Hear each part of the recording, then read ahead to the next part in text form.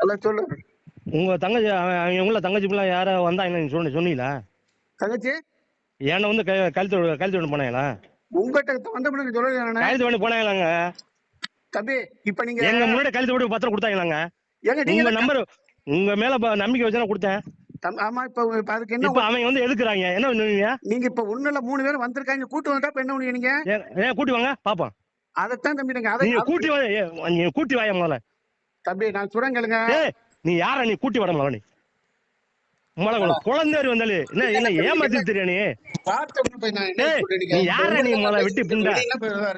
டேய் நீ வாடா நீ முதல்ல. நீ என்ன தலை காசு என்ன உன்னை உட்காந்து பொறுமையா பேசிக்கிட்டு இருக்கேன். என்ன என்ன ஏற ஏறமான ஏறிச்சிட்டு இருக்கேன் நீங்க. குழந்தை வந்தோடனே